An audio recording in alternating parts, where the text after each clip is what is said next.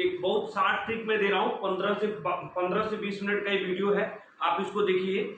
Logic gate के जो question है, इस जितना आपको मैं बताऊंगा लॉजिक गेट के जो क्वेश्चन है वो आएंगे, आप इससे प्रयास करेंगे, आपका बन जाएगा। बहुत शार्ट ट्रिक दे रहा हूँ, ध्यान दीजिएगा, आपको कुछ काम नहीं करना है। देखिए, आपको पता है लॉजिक गेट में हमेशा दो टर्म यूज होते हैं। अगर कहीं ऑन बोला जाए उसका मतलब 1 होता है, ऑफ बोला जाए उसका मतलब 0 होता है, याद रखिएगा। लॉजिक गेट जो हमें जो बेसिक गेट पढ़ने हैं, 3 तरह के हमारे बेसिक गेट होते हैं। एक आर गेट होता है, एक एंड गेट होता है, एक नॉट गेट होता है। यही 3 बेसिक गेट होते हैं। इन्हीं बेसिक गेट से मिलके बाकी सारे गेट बने होते हैं। ये जो आर गेट होता है, आर गेट की पूरी कहानी मैं बता रहा हूं आपको। मैं एक बात बताऊं, अगर आप कुछ नहीं याद रखते हैं, केवल ये सर्किट डायग्राम याद रखते हैं जो आपके सामने में दिया हूं, अगर इसको आप याद रखते हैं तो पूरा आर गेट की कहानी खत्म हो गई। आप केवल इस सर्किट डायग्राम को याद रखिए, मेरी बात मानिए। ये देखिए, ये सर्किट डायग्राम कैसे बनाया, देखिए पूरा ऐसे बनाया हुआ है। ये 2 लाइन यहाँ बनेगा ऐसे। ये देखिए, ये स्विच है, यहाँ पे ए पॉइंट है, यहाँ स्विच है, यहाँ बी पॉइंट है, यहाँ मैंने एक सेल लगाया है जिसका ईएमएफ ई है, यहाँ मैंने एक बल्ब लगाया है। यही बल्ब हमारा आउटपुट देगा। करते क्या है, हम लोग इस ए और बी पे इनपुट देते हैं तो ये आउटपुट हमें वाई पे मिलता है। ये circuit diagram very very important है। आप 2 मिनट कॉपी पे बनाएंगे, ये याद हो जाएगा। देख लीजिए, ध्यान से देखेंगे, आपको याद हो जाएगा। इस सर्किट डायग्राम को याद रखिए, इसी सर्किट डायग्राम से पूरी की पूरी कहानी हो जाएगी। ये सर्किट डायग्राम है, ये सिंबल है, ये जो ऊपर देख रहे हैं ये सिंबल है किसका, आर गेट का। इसको भी याद रखिएगा। इसको याद रखेंगे तो आपको सवाल में देख के पहचानने में आसानी हो जाएगी। जब क्वेश्चन देता है तो आप उसको देख के पहचान लेंगे कि कौन सा गेट दिया हुआ है। तो क्वेश्चन में ये नहीं दिया रहता है, ये दिया है, ठीक है। इसलिए इसको याद रखना है कि इसको देख के हम सर्किट को पहचान ले कि ये आर गेट है कि नहीं। लेकिन क्वेश्चन में क्या होगा वो सुनिए। इसको याद रखेंगे तो क्या फायदा होगा, देखिए अभी मैं क्या कर, अभी मैं ए को भी ऑफ रखा हूं, बी को भी ऑफ रखा हूं। देखिए यहाँ पे ए भी ऑफ है, बी भी ऑफ है। ऑफ का मतलब होता है 0, तो ए और बी दोनों ऑफ रहेगा। तो देखिए ना, इस सेल से जो करंट आएगा ये इधर जाएगा, लेकिन यहाँ रुक जाएगा, नहीं जा पाएगा। यहाँ जाएगा तो रुक जाएगा, कहीं नहीं जा पाएगा। इधर आएगा तो भी यहाँ पे आकर रुक गया, यहाँ रुक गया। सर्किट पूरा नहीं हुआ तो ये बल्ब जलेगा ही नहीं। जब सर्किट पूरा होगा तभी तो बल्ब जलेगा, जब लूप बनेगा तभी तो बल्ब जलेगा। सर्किट ही नहीं पूरा हुआ। तो देखिए ए 0 है, बी 0 है, तो वाई भी 0 है। देखिए ट्रुथ टेबल में लिखा हूं, 2 इनपुट ए और बी और एक आउटपुट वाई है। 0 0 तो 0। दूसरा देखिए, ए को ऑन कर दीजिए, ए को ऑन कर दिया, बी को ऑफ रखा। ए ऑन है, बी ऑफ है, तो ए ऑन हो गया तो 1 हो गया, बी ऑफ हो गया तो 0 हो गया। 1 और 0। तो देखो इसको जब ऑन करोगे तो ये सर्किट तो पूरा नहीं हुआ, लेकिन देखो ये पूरा सर्किट पूरा हो गया, तो इसमें करंट फ्लो करेगा तो ये बल्ब जलेगा, इसलिए आउटपुट 1 हो गया। ऑन हो गया आउटपुट भी, तो 1 हो गया। अब देखो अगले केस में इसको हमने ऑफ कर दिया, इसको ऑन कर दिया, माने ए 0 है, बी 0 नहीं है, तो ए 0 हो गया, बी 1 हो गया, क्योंकि बी को ऑन कर दिया। तो भी देखो ये वाला सर्किट पूरा हो जाएगा, तो करंट फ्लो करेगा, तो ये होगा। अब देखो अगले वाले में ये भी ऑन कर दिया, ये भी ऑन कर दिया, दोनों अगर ऑन हो गया तो ये तो जलेगा ही, तो ये भी हो गया। तो ये इसका ट्रुथ टेबल है। अगर तुम ये याद रखोगे तो ट्रुथ टेबल बना लोगे आराम से। ध्यान रखना, ये सर्किट याद रखना, हर गेट का सर्किट, 3 गेट का 3 सर्किट दूंगा तुमको, उसको याद रखो। जब ट्रुथ टेबल बना लिए तो वेव फॉर्म देखो, तुम्हें जहां से मन हो शुरू कर लो। इधर देखो हम क्या करते हैं, पहले सबसे पहले बनाते समय देखो क्या करना, मैं यहाँ बना लिया हूँ, लेकिन तुमको सिखा रहा हूँ। क्या करोगे, देखो ऐसे एक लाइन बना लेना, पूरे वेव फॉर्म देख के ऐसे लाइन बना लेना, फिर ऐसे ऐसे लाइन बना लेना सीधे सीधे। ये देखो मैं इसको मिटा दे रहा हूँ, ये तो हो गया है, तुम समझ ही रहे हो। तो ऐसे ऐसे कर दूंगा, इसको ए मान लेना, इसको बी मान लेना, इसको सी मान लेना। अब देखो क्या करना, ए कहां से है 0। अब ए का देखोगे तो पूरा ये देखो 0 1 0 1। तो अगर इस लाइन को तुम 0 मानोगे तो 1 के लिए तुम्हें ऊपर में लाइन बनाना पड़ेगा, ऐसे समझ रहे हो। इस लाइन को 0 मानोगे तो 1 के लिए तुम्हें ऊपर में लाइन बनाना पड़ेगा, ऐसे। इसको डाट डाट कर लेते हैं ऐसे। फिर देखो 0 1, फिर 0 है तो फिर तुम्हें ये करना पड़ेगा ऐसे, फिर 1 है तो तुम्हें डाट डाट डाट करके ऐसे बनाना पड़ेगा इस तरह से। तो ये 0, ये 1, ये 0 और ये 1, बात खत्म। कोई बच्चा अगर मान लो, कोई बच्चा ऐसा कर दे कि इसको 0 मान लिया है, ठीक है, तो इसको 1 मानना ही पड़ेगा। अभी तो यहाँ कोई कहानी में दिक्कत नहीं, क्योंकि पहले ही 0 है तो इसी को हमने 0 मान लिया। लेकिन ऐसा भी कभी कभी हो जाता है, मैं तुमको बताऊं, जैसे यहाँ देखो 1 है ना। अब ध्यान देना, जब इसके लिए इसको 0 माने हो तो इसके लिए भी यहाँ 0 ही मानना, इसके लिए भी इसको यहाँ 0 ही मानना। मतलब इस लाइन को हमेशा 0 मानना और 1 ऊपर मानना। क्लियर है? लेकिन अगर कहीं ऐसा मान लो दिया होता शुरू में 1 होता, जैसे देखो यहाँ 1 है ना, चाहे मान लो अगर ये 1 से शुरू किए होते तो कोई बच्चा इस, जैसे ये ए है, ये बी है और ये सी है, सोचो अगर इस लाइन को कोई बच्चा 1 होता और इसको 1 मान लेता, तब 0 के लिए उसको लाइन नीचे बनाना पड़ता है ऐसे। अगर इस लाइन को कोई बच्चा 1 माना तो 0 के लिए नीचे, तो अगर इस लाइन को 1 माना है तो हमेशा इसी लाइन को 1 मानेगा, फिर 0 नीचे बनाएगा। ठीक है, इसी लाइन को 1 मानेगा फिर 0 नीचे बनाएगा। तो तुम मानने के लिए स्वतंत्र हो, किसी लाइन को 0 किसी को भी 1 मान सकते हो, लेकिन एक बात याद रखना, जिसको 0 मान लिए, अगर इसको 0 माने हो तो ऊपर वाला 1 होगा और इसको 1 माने हो तो नीचे वाला 0 होगा। ये ध्यान रखना। ये है तुम्हारा आर गेट की पूरी कहानी। आर गेट के बाद अब हम बात करने जा रहे हैं एंड गेट का। ठीक है, देखो ऐसे ही है सेम, थोड़ा सा आपस बताएंगे, 1 मिनट में बताओ। एंड गेट है, एंड गेट को ऐसे लिखा जाता है ए एंड बी, ये मल्टीप्लाई का सिंबल लगाते हैं इज इक्वल टू वाई, या A dot B is equal to Y लिखते हैं। एंड गेट को ऐसे लिखा जाता है। देखो हमारा मेन फोकस है सर्किट डायग्राम पे।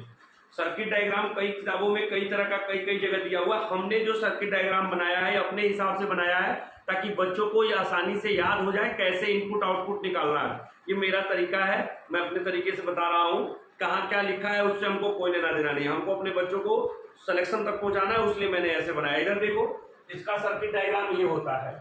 यहाँ इनपुट ये 2 होते हैं, आउटपुट 1 होता है। दोनों इनपुट ऐसे होते हैं, आउटपुट ऐसे दिया होता है तुम्हारे सामने।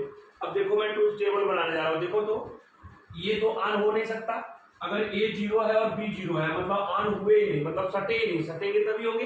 तो ए 0 बी 0 दोनों की कहानी बनी, तो ये दोनों 0 हो गए, मतलब ऑन ही नहीं हुआ, तो वाई तो 0 ही होने वाला है। अब देखो जब ये कनेक्ट होंगे तभी ना तुम्हारा होगा, जब ये दोनों कनेक्ट होंगे तभी ये सर्किट पूरा होगा। और जब ये सर्किट पूरा होगा, यहाँ पे मैंने देखो ये सेल लगा दिया, जब ये सर्किट पूरा होगा तभी ये बल्ब जलेगा, अदरवाइज जलेगा ही नहीं। तो अगर तुम ए को 0 कर लो 1 और बी को 1 कर लो, तो बी को 1 करोगे तो बी को कनेक्ट किससे करोगे? कनेक्ट ही नहीं कर पाओगे। तो ए को 0 कर लिया तुमने, क्योंकि दोनों कनेक्ट होगा तभी सर्किट यहाँ फाइनल होने वाला है। तो अगर ए 0 है बी 0 है तो 0 हो गया। और अगर तुम्हारा ए 0 है और बी 1 है, बी को ऑन भी कर दिए, तो ऑन करके क्या कर लोगे? सर्किट पूरा हो जाएगा क्या? नहीं होगा। तो इस केस में 0 ही होगा। अगर तुम क्या किए, ए को ऑन कर दिए बी को 0 कर दिए, तो भी 0 होगा। जब ये दोनों आपस में यहाँ कनेक्ट होंगे, जब ये दोनों आपस में कनेक्ट होंगे तभी वहां पे मिलेगा। तो ये 1 है, ये 1 है, तो ये 1 होगा, ये 1 है, ये 1 है, तो ये 1 होगा। अदरवाइज कोई तरीका नहीं है यहाँ आउटपुट देने के लिए। और अगर हमारा ट्रूथ टेबल तैयार है तो वेव फॉर्म नहीं बना लेंगे। देखो तुमको मैं इस बार ड्रा करके सिखा रहा हूँ कैसे। देखो इधर हम यहाँ ए मान लेंगे, इस लाइन पे ऐसे ऐसे डॉट बना लिया हमने ए। अब बी है हमारे पास, तो हम ऐसे ऐसे डॉट बना के बनाएंगे बी। और हमारे पास वाई है, तो हम ऐसे ऐसे डॉट बना के बनाएंगे वाई। ध्यान देना, सुनना, समझना। ये तुम्हारे सामने जो दिख रहा है ये क्या है, कहानी समझ लो। ये 0 0 है, तो 0 है, तो ये लाइन यहाँ से यहाँ तक 0 हमने मान लिया, एक ऐसे लाइन बना दिया। फिर यहाँ से 0 हो गया, ऐसे लाइन बना दिया। फिर 1 1 है, इसका मतलब 1 यहाँ से होगा, और फिर मैंने 1 बना दिया, यहाँ से होगा ऐसे। ये पूरा 1 1 हो गया। बराबर बराबर बनाना, थोड़ा छोटा बड़ा हो गया होगा तो परेशान मत हो। फिर ये 0 1 है, तो ये 0 होगा, फिर ये 1 होगा, फिर ये 0 होगा, फिर ये 1 होगा। इसमें देखो 0 0 0 1, ऐसे ये इसका वेव फॉर्म बन गया। इतना आसान सा है, परेशान रहते हैं हम लोग, कोई परेशानी की बात ही नहीं। कोई परेशानी की बात है? कुछ नहीं है, बन गया। अब इसका सिंबल का है वो सीधे सीधे ऐसे डी टाइप का बना होता है, ऐसे ऐसे रहेगा, ऐसे रहेगा। ये ए होगा, ये बी होगा, ये वाई होगा। बात करो क्या दिक्कत? ये केवल ऐसे रहेगा, तो ये एंड गेट हो गया। अब बात आता है नॉट गेट का। और थोड़ा नॉट गेट समझ लेते हैं, देखते हैं नॉट गेट में क्या होता है। इसका नाम है नॉट गेट। दूसरे नंबर का गेट क्या है? Not gate. इसको कैसे लिखते हैं? देखो ए ऊपर बार लगाते हैं, लाइन लगाते हैं, इसको बोलते हैं बार। ए नॉट इक्वल वाई, इसको पढ़ते हैं ए नॉट इक्वल वाई। इसका देखो ये सर्किट डायग्राम है। इसमें क्या होता है, एक ही इनपुट होता है, एक ही आउटपुट होता है। अब ध्यान दो, जब एक ही इनपुट होगा एक ही आउटपुट होगा, तो देखो क्या होगा। अगर इसको हम क्लोज कर दें, यहाँ पे क्लोज कर देंगे, ध्यान समझ रहे हो। तो जब क्लोज करेंगे तो क्या होगा कि ये जो करंट होगा ये इसी सर्किट में फ्लो करेगा। इस सर्किट में कोई करंट ही नहीं फ्लो करेगा, क्योंकि ये सर्किट क्लोज है, इसमें रेसिस्टेंस कम है, इसमें रेसिस्टेंस ज्यादा होगा। इस वजह से सारा का सारा करंट इसमें होगा, इसमें जाएगा नहीं। इसलिए जब ए को ऑन करोगे तो ये आउटपुट वाई 0 हो जाएगा। क्लियर है? दूसरे केस में देखो, जब हम ए को ऑफ कर देंगे, ए को ऑफ कर दिए मतलब ए को 0 कर दिए, तो इस केस में देखो क्या होगा, ये सर्किट कंप्लीट ही नहीं हुआ, पूरा का पूरा करंट इस सर्किट में फ्लो करेगा। जब इस सर्किट में फ्लो करेगा तो ये वाई हमको मिल जाएगा, इसका मतलब ऑन हो जाएगा। ये दो ही होता है, एक इनपुट 0 तो 1 होगा आउटपुट, 1 होगा इनपुट तो 0 होगा आउटपुट, 0 1 0 1 के रूप में चलता रहता है। देखो तुमको किसी का ट्रूथ टेबल नहीं याद करना, तुमको ये सर्किट डायग्राम याद करना, तीनों का 3 सर्किट डायग्राम मैंने बनाया वो याद रखना। अगर वो तुम तीनों सर्किट डायग्राम याद रखते हो तो तुम्हारी सारी कहानी खत्म हो जाएगी, तुम सारी कहानी को आराम से बना लोगे। बाकी अगर तुम सर्किट डायग्राम नहीं याद रखोगे तो तुम अपना समझते रहना क्या करोगे।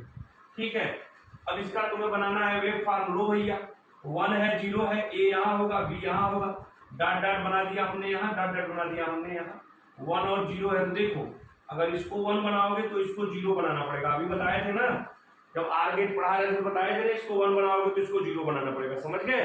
देखो वही है, फिर यहाँ क्या है 0 है, ये देखो ये 1 है, सुनना ध्यान से, ये 1 है 0 है, ये 0 और 1 है। तो इस केस में क्या होगा, जब इसको 1 बनाए हो तो ये 0 होगा यहाँ से और ये क्या होगा तुम्हारा 1। क्लियर है।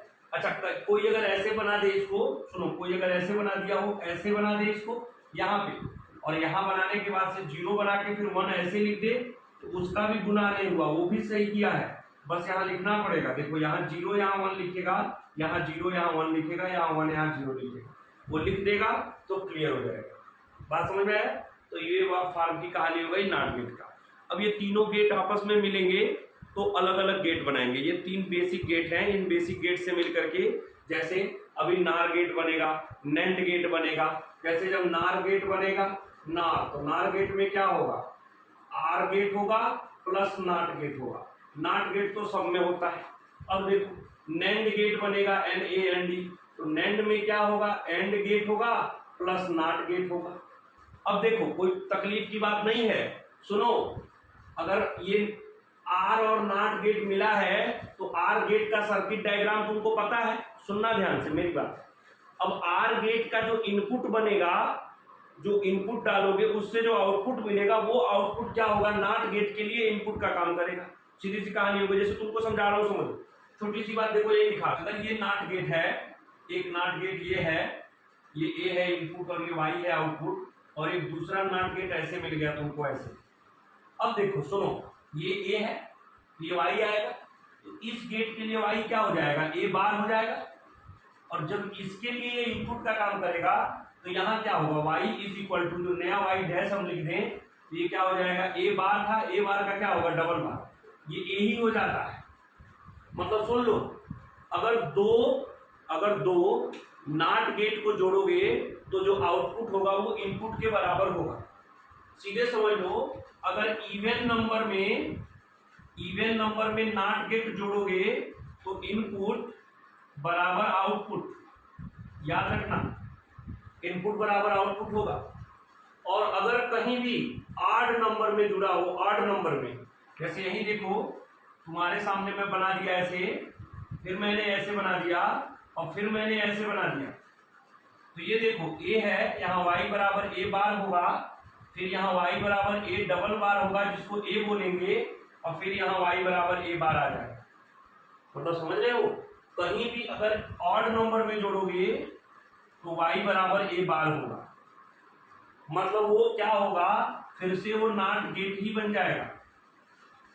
समझ रहे हो, फिर से वो नॉट गेट रहेगा। मतलब इनपुट जो डालोगे 0 तो आउटपुट 1 होगा, इनपुट 1 होगा तो आउटपुट 0 होगा।